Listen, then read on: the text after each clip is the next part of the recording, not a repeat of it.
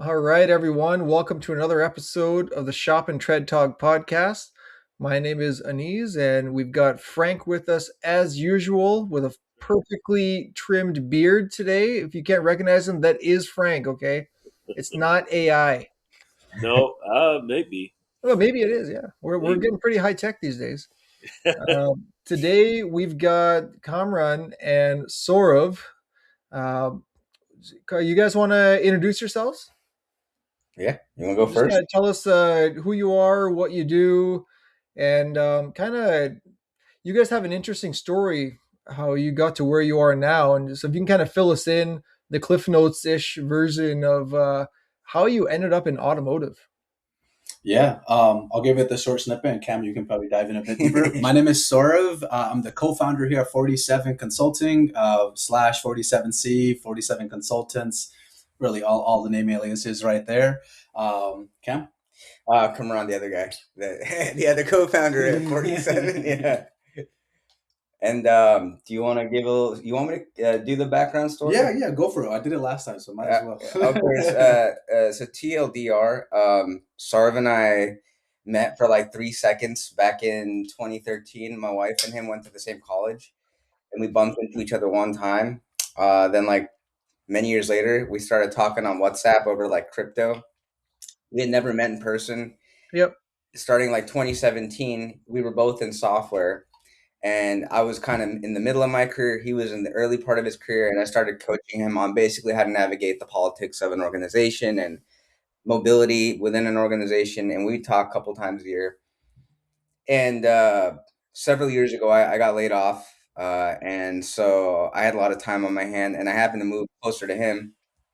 And by happenstance, we were at somebody's wedding reception, Of and course. we see, yeah, exactly. It was an Indian. It was an Indian wedding reception too, and so I see him across the way, and I'm like, that guy looks like someone I've seen on WhatsApp, and we That's lock eyes, and then from there we hit it off, and we kind of stayed in touch in person this time, and we were kind of exploring, you could say, various aspects of entrepreneurship, and I mean, essentially like an opportunity presented itself, and we were kind of wondering what we should do on our own, and we were like, hey, there's this opportunity that's presented itself, do you want to just do it together? And then it was pretty much a long meandering path into automotive.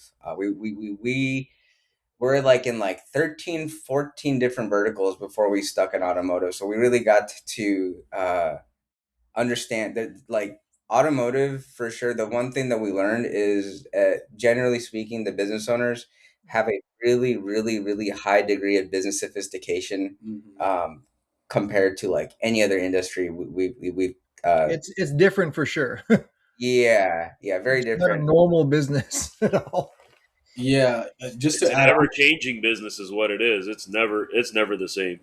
Yeah, No. and you guys would be surprised. The business acumen that auto repair shop owners have is far beyond what any other industry actually has. I know, and you guys may not believe that, but we've been, have had visibility into all these different verticals, and those folks have no clue what they're doing. And you guys might think you guys don't know what you're doing, but you guys are far beyond the fetch of it, right?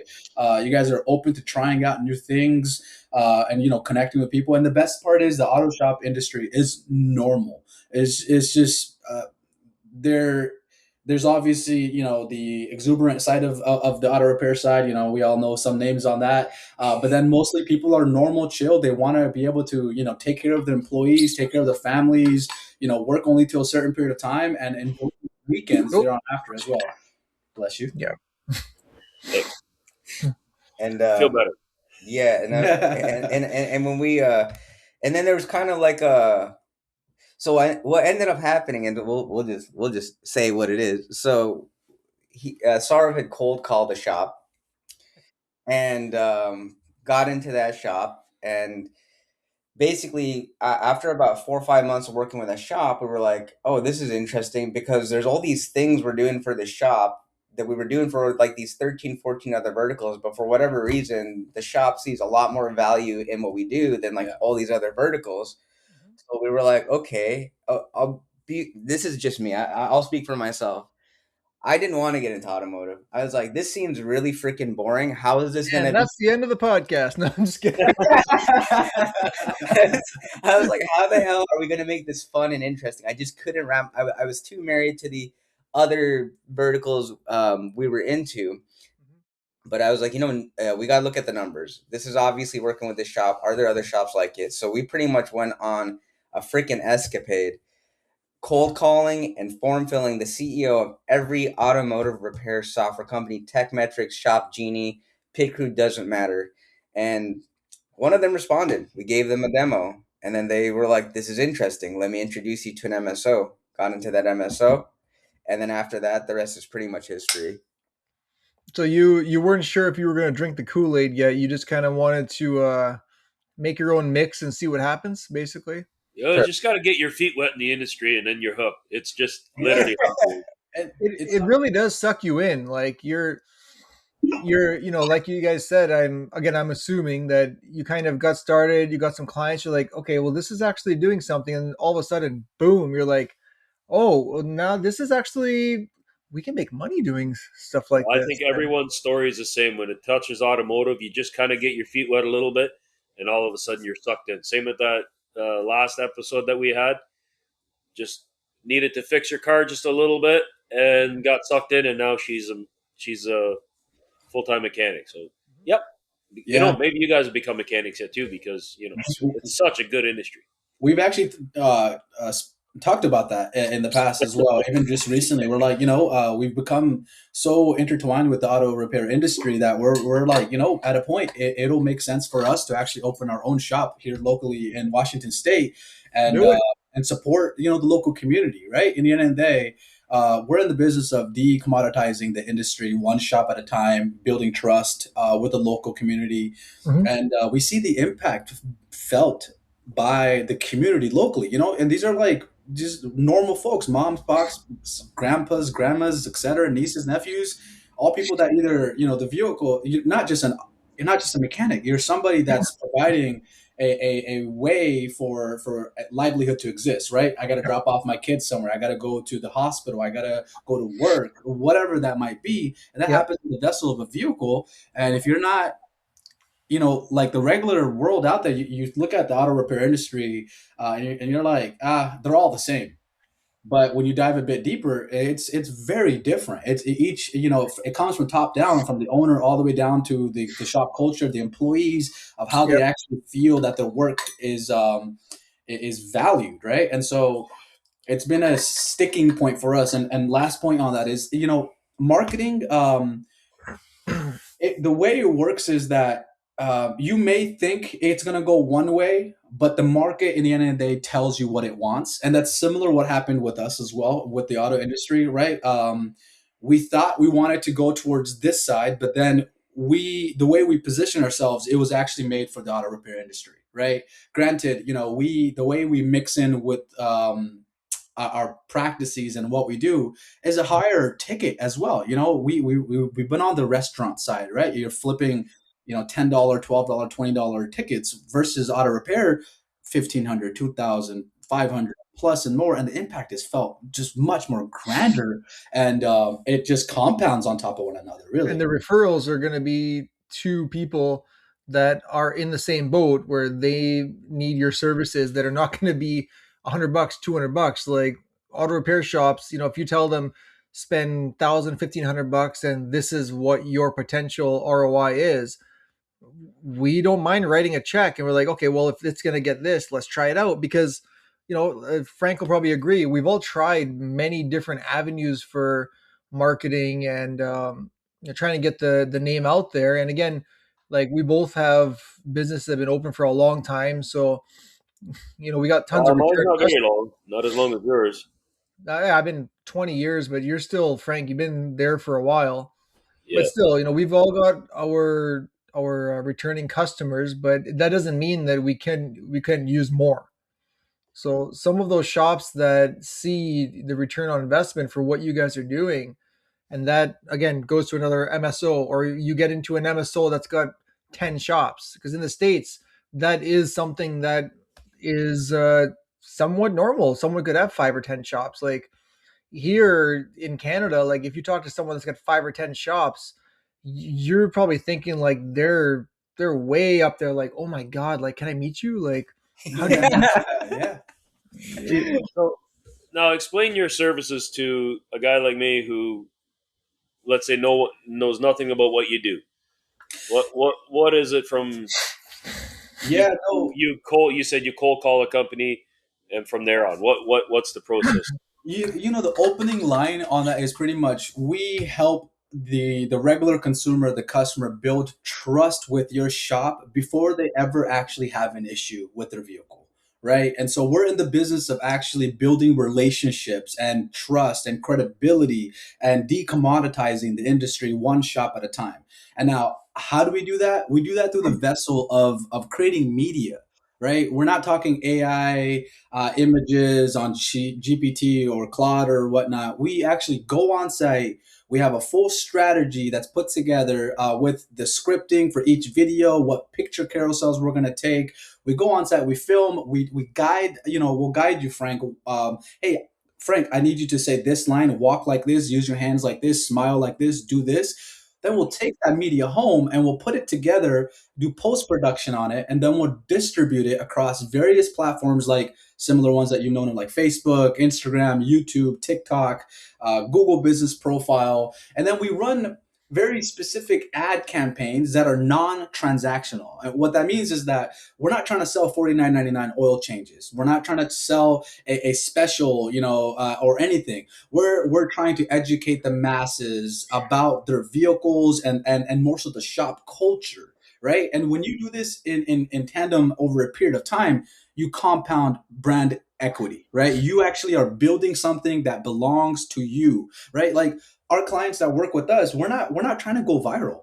We don't want tens and thousands of views. We want localized attention. We want people that are within a 5, 10, 15, max 20-mile radius to Yep. know who the shop is. And I'll tell you this straight, Frank. No one cares about auto repair shops, but they care about Frank. They care about Anise. They care about Mike. They care about Kamran.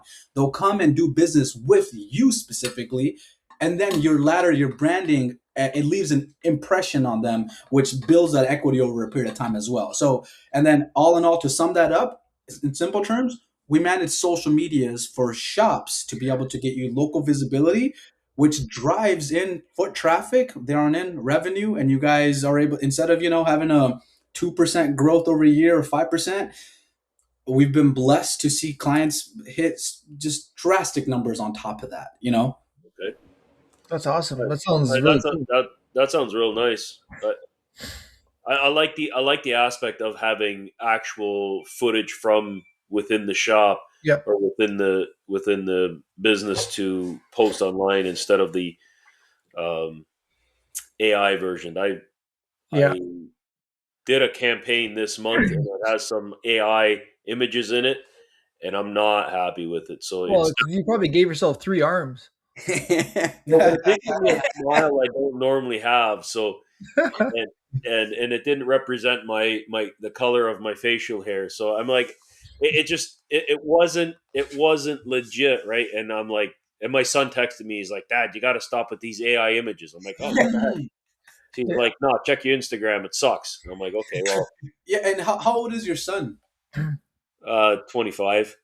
See, they get it. They don't wanna see what we call AI slop. They wanna see regular people on camera. Like it's better for you to do a selfie video and post that with a nice caption than for Yeah. you to push that other media, because not to get boring into details, but AI slop is essentially a shadow banned online, meaning any platform is not going to show that to your local community, right? It's not going to show a fraction of your own followers, actually, because it adds no value. It's Yeah. better for you to add value by putting a selfie video up and talking through whatever you're doing on the day to day than Yep. for an image like that.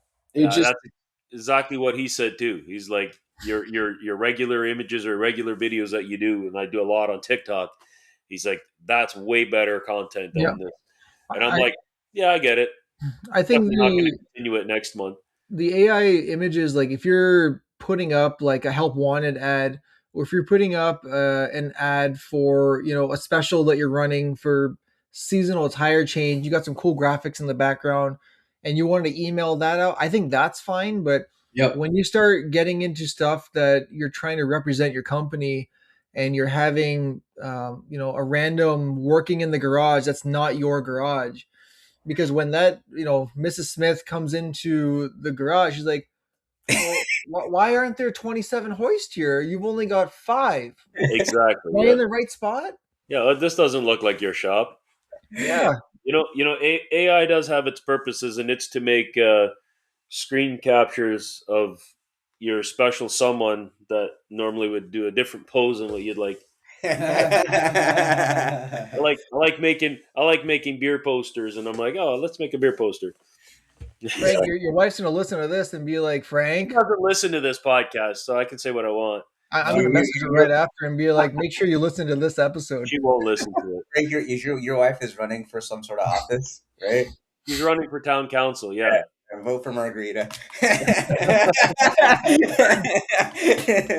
don't know if you can vote from all the way there, but if you have a way to do that, I mean, I'm not going to be anyone that's. I can get a proxy representative. They're from Ontario. I can get multiple. Yeah, that's great. Yeah. I'm sure there's going to be virtual voting, so why not? You can Hey, figure a way. Yeah, not to get into all we need is like 300 votes, and then she'd even be deputy mayor, so that'd be all right. Yeah. How many people are in your town, Frank? I mean, it's about 10,000. Okay. Yeah. 10,000, but is it like? Because I've only been to like the GTA, so you've got like 800,000 here, and then 40 minutes away, it's like another million. Are there like satellite cities around your town? Yeah. So like we've got there's about 25,000 town city, about 12 kilometers. I say kilometers to you guys, but it's about 12 minutes away. The other way is another one about the same size, and then we can go north to London. That's got 250,000. Yeah, there's a lot in London. Yeah, of course, that's big. In Washington. Yeah, so yeah, I mean we've got a pretty decent area around us. But, with Frank only having 10,000 population, like he's killing it. Yeah, and in a small town like this, we've got I think about 10 garages. It's ridiculous. Awesome. Yeah. Yeah, you would be well, I would say even we get surprised sometimes. The ability to captivate a smaller community, it can do a lot better than you would imagine. But I've always been kind of curious about how the economics of running a shop in Canada plays out compared to the US, because you guys have like actual like the Red Seal program, where you guys actually have to have like that's mandated in order to work on yeah, so we don't have that here. Yeah. And we're learning a lot as we're interviewing guests that are a lot in the US, right? Because we don't know how your system works out there, but basically anyone can say, hey, I want to be a mechanic, and boom, there you are. Yeah. No certification, no nothing. But here, I mean, you could do that, but there's things you can't do, right? You can't do any safety checks, which you guys would call state inspections. So any vehicle transfers are mandatory for safety checks, or any commercial vehicles have to have an annual inspection. So those are the kinds of things you can't do. Legally, you can't technically touch brakes and stuff like that, but I mean, people do. But yeah, the certification is pretty. I don't know if I would call it really intense, but it is a kind of a drawn out process, because it really takes like between 3 and 4 years, depending on how class schedule is and stuff like that. I'd say it's rigorous enough, Frank, compared to the latter. Like in the States, I mean, literally, if you've got X amount of dollars and you get a loan from the bank, you can open up a shop in 2 weeks. You know that. But the certification part, like if you think back to that podcast with Olivia, she talks about she's worked for Toyota, and the training that Toyota put her through to get her ASE and all that kind of stuff. That sounds way more intense than the apprenticeship program that we have here. Oh yeah. Like honestly, if I look back at what my apprenticeship was, and I mean that was a few years ago, but it wasn't like they didn't really teach a very in-depth electronics, all that kind of stuff. I'm sure it's better now already, but cars are very different now, Frank. Like honestly, look at cars now, it's compared to when when you were doing your apprenticeship. Like it's a there's like a million miles of wire in the car, like in compared to what you were working on before, right? Well, that and lines of computer code, like it's ridiculous. Modules and Oh yeah. You guys are So talking I about mean, it is a completely different world. But I think that when the ASE certification that you guys have, um, probably is more intense than what we do. probably, yeah. But again, you're like I say, you're not mandated for it, and here we have to have it. But Yeah. here, the other problem is that once you are licensed, there really is no moving up from there unless you're at a dealership and doing dealership training. Yeah. Mm. Whereas I think out there, you guys can always get a different. Even if you're a master tech, you can still get more certification, more certification. So that's where I think the majority of the difference is. yeah, For like, you were talking about the Toyota training. Is that I think it's called T10 or something like that. yeah, Yes. Yeah, Yeah, that is, yeah. yeah. So like just anecdotally, we from what we've seen, the people that go through that T10 training when they become master techs, they either get like really gnarly salaries yeah, uh, as Toyota techs, or they kind of top and like I talked to one guy in I think San Antonio, which is a low cost of living area. I used to live there.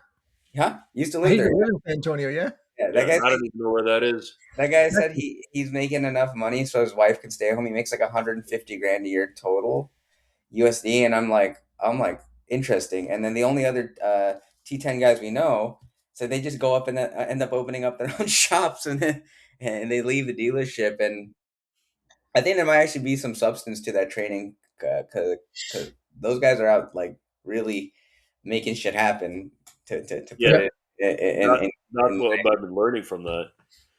Yeah, well what it's a different animal there for sure. Like when you compare a lot of different business aspects from the way it works in the States compared to Canada, we have to jump through major hoops to really get anything done. I mean, we're like in the the groups, you'll see people that are buying shops that they'll advertise, oh, I've got this shop for sale with the land for 300 grand or 350. Like if we saw something like that, I'd be like, give me three. Because you cannot buy land, you cannot buy a shop for that kind of money on this side. Like you're talking, you know, triple to quadruple that to find good land that's in a good area with a garage. Like it doesn't exist here for 300K, 350K. Like No, you're going to be well over $1 million to find a good property with three bays maybe. yeah, and So it's a well, different beast. there's one for sale near me, and it's 1.7 million. It's technically 4 bays, but it's not set up great. And it's Yeah. like, damn, that's a lot of money. And you think about yeah what you could buy over there for 1.7, you get like a Ford dealership that was closed down or something like that. Like, Yep. Yeah, the so like there's just the economics of a shop in the US side, like typical specs we see, right, for shop. Let's just say it's like middle of the road, doing good enough. They might have, I don't know, four lifts, and they might be doing 35 to 40 cars a week, an ARO of $800-900 USD, a GP of 60 to 63%, decent net. And then if they go and sell it to, let's say, if they can pull themselves out of the business, like they're an absentee owner and they can sell it to private equity, we're hearing like four, sometimes up to 16x yep, uh, multiple on your EBITDA. So like technically, like let's say if you're a shop owner and your single location and your EBITDA is $400,000 USD and you sell it for just even on the low range 6x, $2.4 million USD. I mean that's depending on your lifestyle, you could kind of, and your age, you could retire. You could take 20 years off from working. But I'd be curious, like, what's that look like in Canada? Like, full life cycle, that same thing. you're not gonna get people coming in to buy your place like that unless you've got something going on. Hi, Margarita, and They said vote for Margarita. Want to say hi? My hair's all a mess. Your hair looks fine. But on this end, if you're going to be getting offers for your property, a lot of the times they're not going to really want the business part. They may want the property because they've got some bigger projects that are going on. For example, like directly next to me, there's a property that was sold about 3 years ago, and they tore down the whole corner, and they're building 650 units, three towers, directly my next door neighbor. Oh wow. This is in Waterloo, right? Yeah, yeah. So Okay. basically, like, I can touch the building if I stand on my property line. I can touch the building. So I've got three towers coming in next to me with 600 units, commercial on the bottom, and they're building a road in between, like all kinds of stuff. So I wouldn't be surprised if closer down the road there's someone that comes in that wants to purchase my property as an investment. I mean, I see. I I don't know. I don't really care. I'm not really interested in selling it because I'm kind of playing the long game. I'm going to have 400 to 500 new customers Yeah. directly next door, so I Right. don't really care to sell because, like, why would you unless it's something ridiculous? And again, I'm the kind of guy that if I won the lottery, I even told my wife that she laughs. If I won the lottery, I'd tell them that I'd have to pick up the check on Sunday when we're closed. And that's Workaholic. I thought I was the only workaholic here. no, I got customers on Saturday. I'm not picking up no check on Saturday. Sunday's good. Oh my god. I'd be yeah, because like stateside, the headlines within the automotive community, it's like automotive is just going gangbusters, And is it pretty similar? Is there a similar sentiment in Canada? Mm, Frank, what do you think? I think it's pretty calm in comparison. You don't hear private equity at all scooping stuff up. I wouldn't say so. I no. I've been hearing that. Like, I heard that on a podcast the other day talking about that, but I don't. Not in our area anyway. Maybe in the GTA they're doing something like that.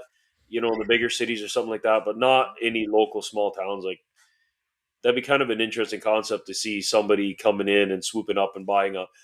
Maybe I might do that, but it would be one of my goals. Like if I get my shop all up to snuff and puff and like exactly doing what I want it to do, and go to town and say, hey, I want to buy your shop and buy another shop. Yeah. Like this guy I met on the weekend, he's bought 5 shops. Within 3 years he bought 5 shops or running 5 shops. Jeez. All yeah, and he's doing it all remotely. But I'm like, damn, that'd be cool. Did you get It'd be a hell of a lot of stress, but it'd be cool. I, Maybe I could drive a Lambo like he does, so that'd be kind of Yeah. man, yeah. But Lambos are nice, but they take gas. Yeah. somebody asked him, so what was your maintenance cost in the first year? He said 10 grand. Holy shit. Yeah, exactly. So then, I gotta ask, politics aside, if somebody said that in a turnkey process, you could have your same shop and all that stuff, everything stays the same, all things stay constant, all the people you care about, your family, your house, everything you want. If somebody said, "Hey, we'll just lift this up and move it to stateside, and you can have your shop here," would you guys make the move, given the economic incentive? I would. I'd have Okay. to convince my wife, but I would. Yeah. Okay. How about I, you? I would, and it'd be very easy for me because I'm a dual citizen, so I can just cross the border and open up something tomorrow if I wanted to. It'd be And extremely easy for me. what would be the main motive behind that? It'd be difficult for me to do it just because, like, safety wise, I feel like here, um, I do feel a lot safer on this side just with all the stuff going on right now, and I think I'd But have he to said really. politics aside. He said Politics politics. aside, though, all other Well, things constant. Like, politics aside, if and all that, yeah, I mean, it would be a no brainer. Okay, that's what I was curious about, because like if you look at um if you look at any industry, so Waterloo, great example. It's Yep. one of the top computer engineering hubs in the world. Yeah. And what do they do, or what they did at least when I was working in software, is the kids would go to school over at Kitchener Waterloo and do their Yep. little rotation working in the States. One And then semester they're a year. gone. They're never coming back to Waterloo. Yeah, they're like, They and get then into they're Silicon Valley, they're making 250 a year. like, They're yeah, driving a Porsche and Range Rovers. They buy a house the first year. They talk to their friends back home. Hi, how's you going over there?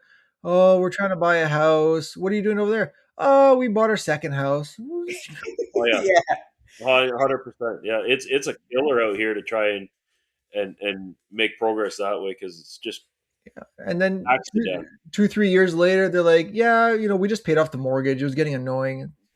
Yeah, yeah, Must be nice. yeah, with their stock options or Yep. whatever. Yeah, yeah. Yeah, no, yeah, that's where I was trying to understand if there's a similar dynamic with automotive, because even if you look at your guys' celebrities, it's like Drake is not American. He's from Canada, Yeah. but he's here, and the same thing with Justin Bieber. And that we're curious because we've talked to a number of shops in Canada, and it definitely seems like things are different for sure. Yeah. It's a different vibe. And I think the pace is extremely different. Like our busy, I think in a shop on a main road in the States that has a lot of traffic, our busy would be like a extremely slow day where management would probably be calling and being like, hey, like are you guys even open? What's going on? So it's a different pace completely, I think. well, so that you mentioned a shop on the main drag. We visited a shop on the weekend when we were in Minneapolis, and the shop is on a main road. Apparently, like 35,000 cars pass a day. Oh, Wow. 3 bay shop, and they're pulling pretty much the same numbers that we are. And That's now it might awesome. be US dollars, right? So I'm thinking like with that much traffic, if you would look at where my shop is, if you look on a map, it's out of town about 10 minutes, 8 minutes on a side road right beside a uh, shooting range, middle of nowhere. And my parking lot is overflowing this week. It's unreal. We're parking outside the fence. It's that much. And if I had a shop like that with 35,000 cars rolling past me every single day, I don't think I think my numbers would be astronomically better than what they are. Right? So then you might wonder like what's wrong with that shop? What's wrong with the dynamic? Very, very simple. What's wrong with the shop? So management, advertisement.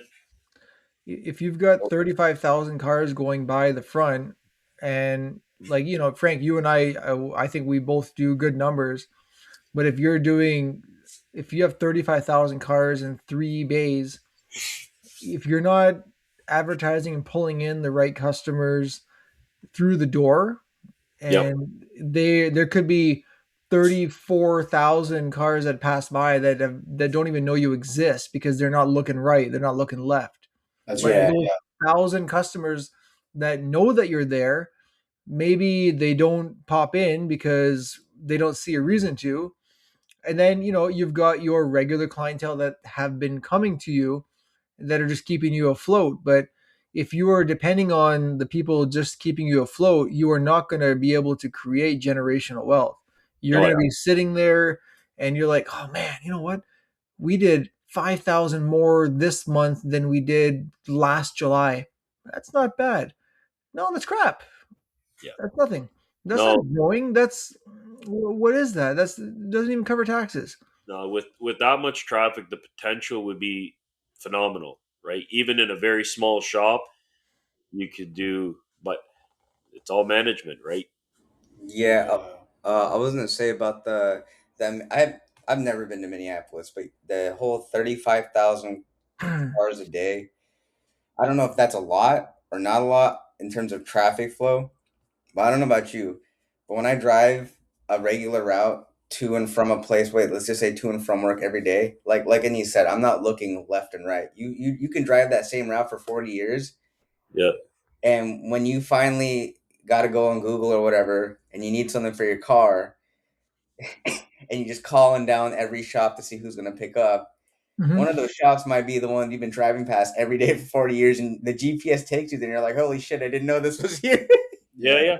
Yeah. I can see it. But in a 100%. smaller town, it's slower paced. Yeah. You're not in a rush. As a driver, you might actually be like, oh, there's a corner shop there, and I wonder what they sell in that restaurant. And there Yeah. might be something to it. I don't know. And in the US, there's like a couple 100,000 shops, right? And so people always have an opportunity, like they have the opportunity to choose different ones. They all think it's just a commodity, right? Versus if you're in a small town, it's there's only X number of shops there, right? And then that's how you're able to get flooded by that, right? And like we've worked with clients where like customers will come in through and they're like, I had no clue this shop even existed. I live right across the street. Yeah. And they only found them because they're deliberately doing, media approach, right? Advertising and whatnot. Yeah. And I come from the business development world before software side, and like um, the best sales that you can do or the best thing you can do for yourself in sales is go hunt yourself, right? Inbound and everything is really good, but you have to be able to go hunt for yourself. And that's where in America, you see a lot more people that are open to actually, kicking off, doing advertising and different avenues to actually bring in people. Because we've spoken with a number of, Canadian shops, and it's different, as we've mentioned before, right? They might be a little hesitant. They might not know another shop that's even tried this out before. In the U.S., people are gun ho on ready to try it out. 5,000 doesn't tickle them, right? They want to have a much bigger increase to their flow. Yeah. I had another thought. I don't know what the benchmark is in Canada, but here they say like benchmark for your returning customer rate is like 80%. And like it's not uncommon for a shop to say, I'm really busy and I have all the customers that I need. And let's say that the return rate, which more often than not is between 75 to 80%, and Yeah. let's say you're doing 200 cars a month. Well, that means there's like 45 cars a month that are never coming back. Yeah. Yeah. 45 cars. And And for a small shop, that's a lot of cars. You yeah, always got to be recruiting new customers. You can't be yeah, satisfied with just the status quo of, oh, I've got this many customers coming in through the door, but things happen. People move, people die, and things happen. And or they could have just randomly, because you couldn't do one thing in your shop because you did not want to, which is the right thing to do, you did not want to attempt a job that you thought maybe is going to open a can of worms, but they ended up going to another shop and they took care of it. They're not coming back to you. Yeah, And sometimes that's good and bad, because they're not the right fit, because they may have been expecting too much from you or whatever the story is. But if you're not always recruiting new customers, trying to get the word out that, hey, we've got room for more people, we can do this, we can do this, you're going to dry out eventually, yeah, because every other shop is recruiting. Every other shop is bringing in new technology. They're bringing in different companies like yourselves that are bringing in different types of people that maybe would have never come into this particular shop ever, but now they see a video that was cut up beautifully and posted here, and then they come in and say, oh, that's Frank. You're right. His goatee and everything does look perfect, just like the video. It was in 4K. And yes, it's amazing. And he does have more than 97 hairs on his nose. Like everything that from that media and the video, it all comes into the shop. And when they walk into 3D Auto, they're like, okay, well, this is the guy from the video. And, I looked up his reviews online, and this is a straight shooter. This is where I want to get my car fixed. And Frank didn't have to do anything other than be in that video and say, okay, let's get it done, and everything's posted or whatever it is. And now he's getting organic people coming in. See, And I wish it's that I true. wasn't in the video. I could make my service writer or my wife or somebody else be in the video, so that when they come to the shop, that's who they see. Hey, that's who they was in the video instead of me, because I don't want to talk to the people. I don't want them to come and see me. I want them to come and see the shop, right? So I you got mean, to I love the fire fact yourself, Frank. You got to hire another tech. You I fire got to yourself. clone You go myself. to another What I got to shop. do? I just want to clone myself like 5 times. Customer acquisition is the most costly thing that you could do for your business. The best thing that you could do is customer retention, right? Yep. A lot of people think that, obviously, with the work that we do, we're bringing in new customers. Hands down, that happens, right? But then our primary, it's like an iceberg, right? That's just the tip of the iceberg. Bottom of the iceberg is what we're really focusing on, Yep. retaining existing clients, right? You have to be able to serve them. You have to be coming up on top of their mind consistently, periodically, so that way, you're always at top of mind and they're choosing your shop. A customer that hasn't been to your shop for 3 months, 4 months, when once they see a video of you online, because they're thinking, again, shops are commodities, man. They're just trying to find the cheapest price. They see Frank on that video, they're like, actually, oh crap, I actually have an issue with my car. I gotta go into Frank's now, right? Yeah. And so it's a lot more cheaper to retain an existing customer, because then you can upsell them a lot more faster. Your ARO is a lot higher, because Yep. once they're already used to you. And then the new folks that come in, they might, if you've built trust with the new folks, they tend to spend a lot more higher dime on your business than for people that might just find you through Google, right? Then you're paying for a Google tap on there, a link tap, or whatnot, call, LSA, whatnot. They're gonna try you out maybe for an oil change to get the experience. Whereas when we're bringing the new people into the shop, these AROs are like 15, 16, 1700 bucks a pop. And that's because you've built that trust with them and they're ready to come and spend money and mostly be taken care of. They also get excited when they walk in because they kind of feel like, oh, I've watched all 10 videos of Frank, and like, oh, this guy's kind of a little bit of like a celebrity to me because I've seen 10 of his videos, and I'm going in. I got an appointment at his shop to go and get work done. So when they walk in and Frank's like, here's your DVI, you need front and rear pads, rotors, new engine, transmission, and every Yeah. single line under the sun. It'll be, $37,000. They're like, please, So, Yeah. I want you to fix it, Frank, because you're the one that I trust. And sounds like you're talking about that Honda Civic that's on the hoist right now. It needs uh, everything under the sun. Oh yeah. So, yeah. Right. but it does make a difference when you've built that trust over media, because we all, and I'm guilty of it too, we all spend way too much time scrolling on our phones, and then at least if you're scrolling on your phone, you're getting some education out of a video. And if it's consistent, because if you're posting videos and you're not consistent with it, you may as well not have posted the first one. Yeah. I think for my actual social media, I would say maybe new customers, probably 2%. Yeah. Yeah. 2% So come from social media. I would say something like that. I mean, that's I, that's not bad for doing it yourself. Yeah. No, really. like I've never really kept track of it, but I do have. I always tell my service advisor, like, if a new customer comes in, try to find out why are they there. Like, Yeah. how did they get there? Is it did they search it on Google, or did they hear it from somebody else, or did they watch a video or anything like that? I'm curious to know, because I want to know, like, what am I paying for and what's actually Yeah. giving me some kind of return. Because if I'm spending like 90% of my budget over here Yeah. and it's giving me 2% return, sounds like that's a stupid idea, right? Yeah. So And let's switch it up and let's put the effort in a different platform. you also want to know that, all this time that you're spending, like doing your TikTok and stuff, like it's fun and everything is one side, but is it actually making a difference and bringing in those customers that are spending some dough, right? The If it's not, then when you're doing your videos, like if for me, when I'm doing the videos, I'm not expecting massive returns because I do it more for fun.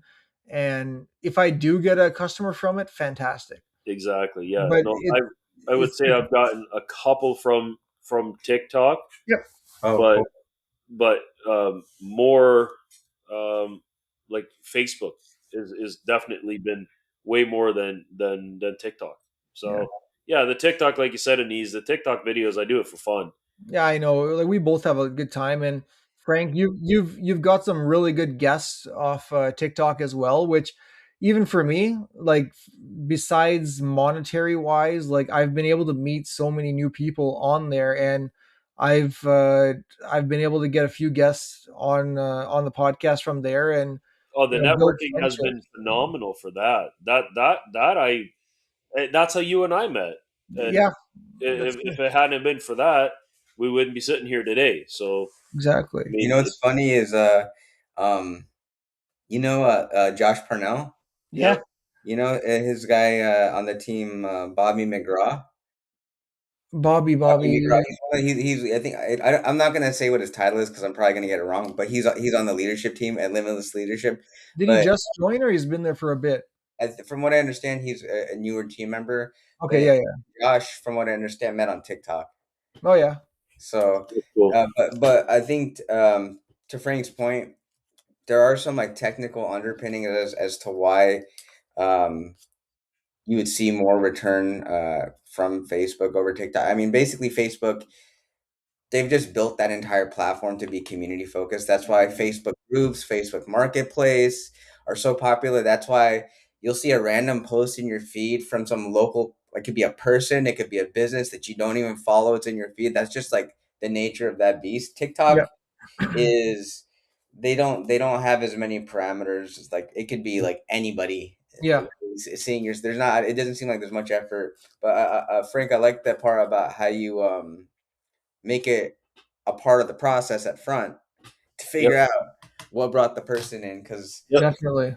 otherwise you're running blind. Like that's like that is like like Saurav is very big on this. He usually ends up training like the folks at the front. Literally, here's your SOP. This is the Yep, question you're gonna ask every freaking time. Because and And then that's you what it go into tech metric, and then you're yep, gonna be able to see it in this specific report in tech metric. yep. And now it's in the system.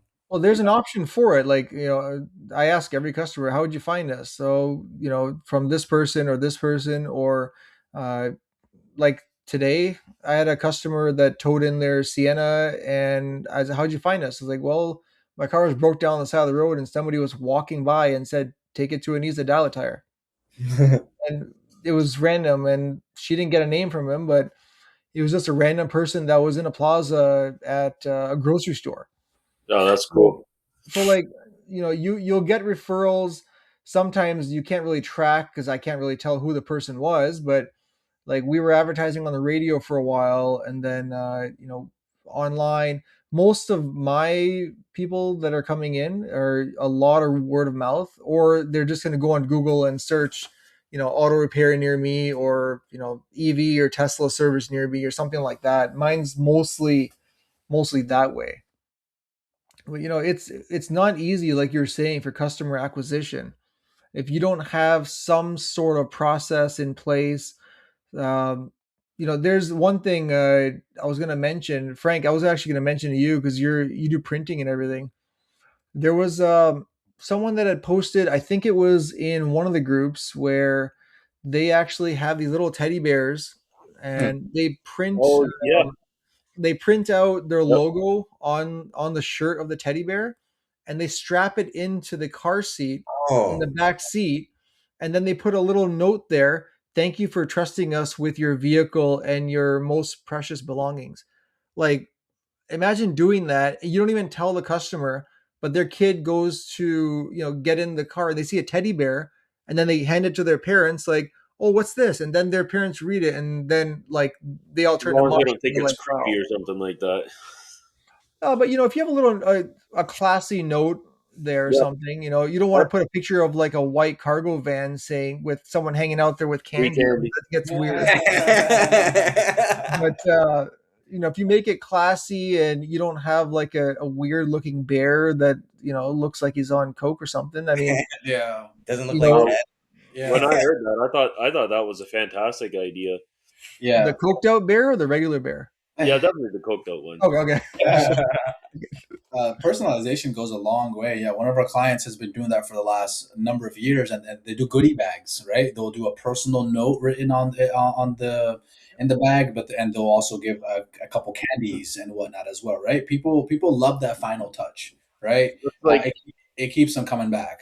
Yeah. this one shop that we buy our AC compressors from. Oh yeah. Every time a bag of candy. My wife loves it. The Radiator 1-800. Yep, yep. Yeah, yeah. Oh, yeah. We get the Bag of bags of candy. candy. We stash those away. That's great. See, I don't eat the candy, but she comes back, big smile on her face, bag of candy. I, But I, that's really cool. I gotta ask a question. Probably a question a coach would ask, but if there's no wrong answer, you won't get in trouble. So, do either of you guys do follow up calls with your customers? Uh, No. The short, so the short answer, the shorter answer is no. The long answer is sort of, and working into doing that. Okay. Yeah. I guess I can say yes because Wonderful Tech Metric kind of does it for me. Oh, how's that? Oh, So you have it automatically set up to email them or text them or if whatever. you wanna play, you gotta pay. Yep. Yeah. So it just automatically sends them an email or a text. Hey, this is Dial a Tire. Just making sure that everything was okay with your last service.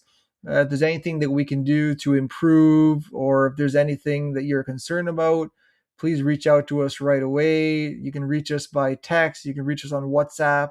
You can go to the website. You can book an appointment. And it lists off and with links and everything. So it just makes it really easy just to get a hold of us. And I've got tons of people that respond back. Oh, thank you for reaching out. We really appreciate it. The car hasn't blown up yet. Yeah. Everything's good. I'd be curious to see if you guys ever did like an A/B test on that. That message there is really good, but it seems kind of canned. If you guys did more of a candid message approach, right? Like, hey, John, this is so and so auto repair. Thanks so much for visiting our shop. It How is more like that. I'm just kind of giving a more of a okay, longer. Yeah, yeah, yeah, yeah. It is more of a chill message than yeah, sounding like a robot. No, no, it's more chill. it It's goes a more long. like, hey, bro, is your car good? You know, hit me up, fist bump emoji. Like, yeah. Yeah, it goes a long way. Then phone calls though they take you home for sure. Like But you gotta have the process and the person to Yep. 100. do it. For sure, and So that's the current customer retention part. If you can put together a position to actually follow up on your thousands of customers that you have had, definitely, you're gonna have work definitely. to do for every single day. And I'm not saying do like 100 calls a day, but just start with like 5, 10, 15, 20.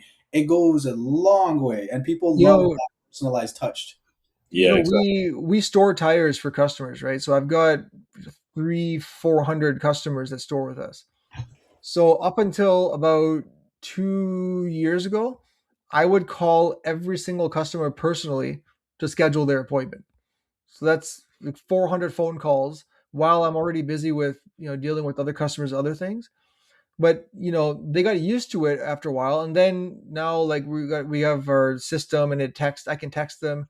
So I've gotten away from that, but I was doing all those phone calls, and I wish that I can go back to it. But now if I try doing that, I don't want to have a phone call where I don't have enough time to spend with them on the phone and have a real conversation, and not just, hey John, it's there's 2 feet of snow outside. Do you want to bring your car in and get them put on? No? Okay, bye. Really. So I want to make sure if I'm going to do the phone call, I want to make sure that I'm intentional about the phone call, and it's not just a phone call to get them through the door, as soon as possible, right? So the personal touch on those phone calls, that you're right, it does go a long way.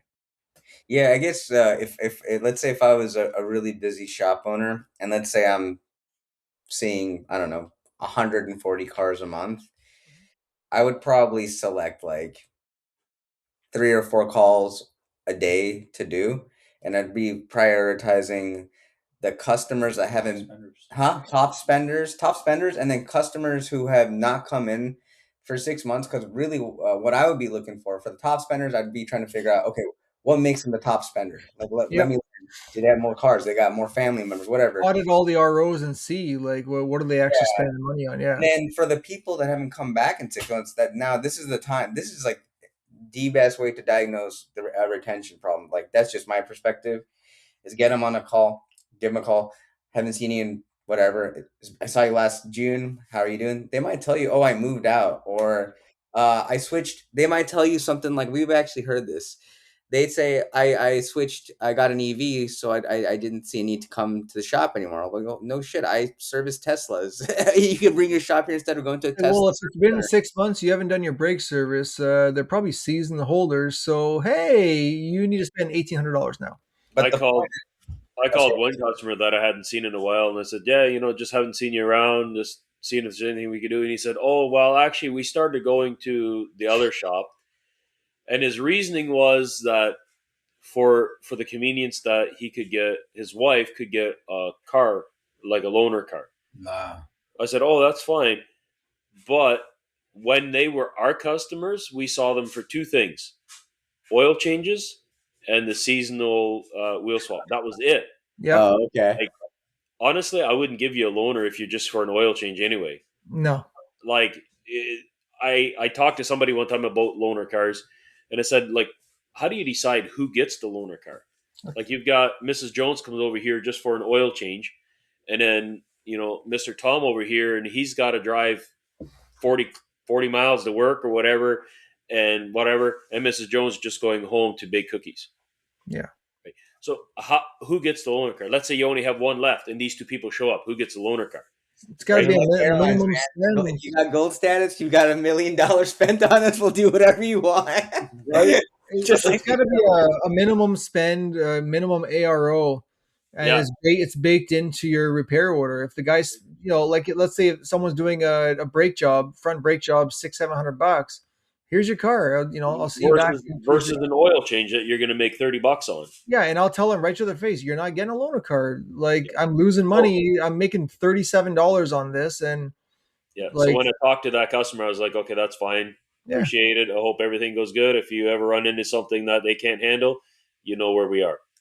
And So, but the let- thing is, when you tell them if there's anything they can't handle, they're only going to come back to do the tire change, the tire swap, and the oil change, right? Because they got some backyard mechanic probably coming to their house and no, because we don't have a loaner car, so they won't come back to us. I'm like, that's totally fine. But you know what? They weren't a high priority customer. If that No, is the they reason, weren't. they could have said, Frank, can you send me home in an Uber or can you help me out? You probably would have done something if they did some work Yeah, with you. drop them off, right?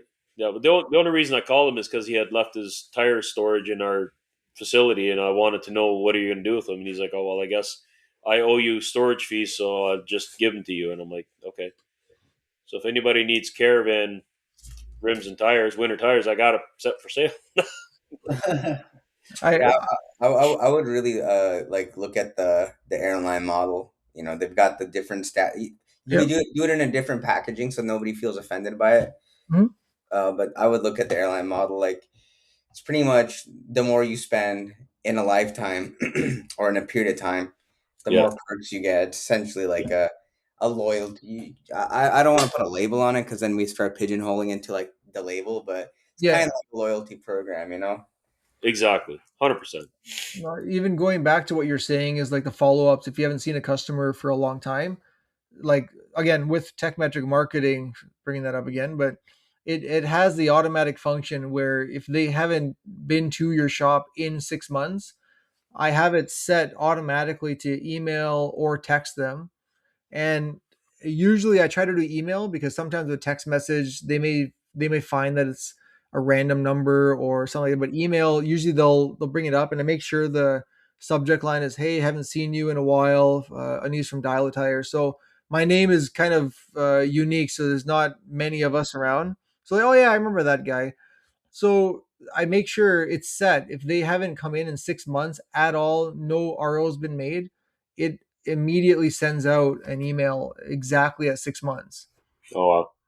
Do So you typically get a higher response rate on email versus text with those? I have it set to send to both. But can you see the response? Does tech metric marketing tell you that the response rate or the open rate of the message is this much for email, this much It for will show the open rate. Yeah. in Have that? I looked at it much? Honestly, no. Because I just I don't was, have the time to. I should. Um, Ever since I've been talking more about Frank, because he's with a really good coach right now, I've been looking a little bit more into different like employee tech hours and stuff like that. I've been monitoring a bit more. In all, I know pretty much where everything is just because we've got enough work that's filling up the bays all day long. So I know there's no issues in that sense. Again, some jobs may take longer, but it is what it is, right? Yeah. Exactly. But Awesome. well, what's next for you guys? What's your big plans now? Now that you guys have your game developers, you guys are in the middle of taking over social media and videos for shops. What's next? What's your next plan if you can share it? Yeah, continue having an impact, one shop at a time, right? We have nowhere to go. Luckily for us, there's a couple 100,000 shops and no certification is required for anybody to open up one. And so as long as they have the dough and they're forward thinking, we want to have an impact on the communities that we serve. And, when I say community, I'm not talking just, where we live, community as a whole, all of the United States and, God willingly, Canada, be able to go into that. We really believe in the work that we do. We're passionate about it. When clients see us, they feel the energy. We'll have technicians or employees that they thought would have never been okay with getting on camera. Then we get them just chill and they hop on. And Yep. so one shop at a time, man, have a strong impact. It's always quality over quantity for us, and we're not chasing the dollar. Obviously, initially when we started the business, we had to pay for mortgages and whatnot. Now that those things are taken care of, we're taking care of all of our employees, hiring the best of the best individuals that can handle the back end processes and systems and support our clients, right? That's really it from our side, man. So Nice. Yeah. I Oh, know go you guys you guys met Josh Parnell, so I can tell some of the little tidbits that are coming out right now. I can tell you guys have that servant mindset going on, Yeah. and uh, I, and people before profit. That's right. That's right. Yeah. Our Slack bios, we were just laughing about it earlier. Is it says we're glorified 47 servants, right? For all of our employees, we're not boss, we're not the head Yep. honchos. We're your servants. You tell us what you need, and we're gonna be there, right? We're not here to direct you guys.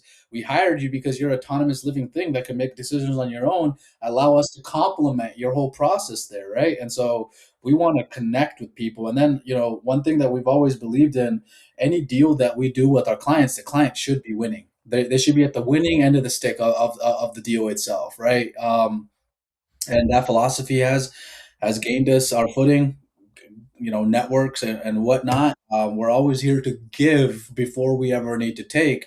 And again, we're blessed to have an abundant mindset, and we have everything that we need. We just want to slowly just continue inching on forward, man, and leave a legacy behind with that. Yeah. I feel like I should just change this podcast name to Josh's Limitless Leadership Podcast. Maybe just like part two. 'Cause Yeah. I'm listening to all the little tidbits, and I'm like, "Yep, that sounds exactly what Josh says." Only one you didn't say is, oh my gosh, connection. Oh my gosh, content. Connection for content. Yeah, see, We just finished his book, but the only thing I would add to that is we've been in the industry long enough to see that there are problems between both shops and customers, and then within the industry. And trust us, like, it's all the complaining is in our feed, and so it's like we don't want to do that. Like, we don't want to talk about the problems, we want to solve them. yep.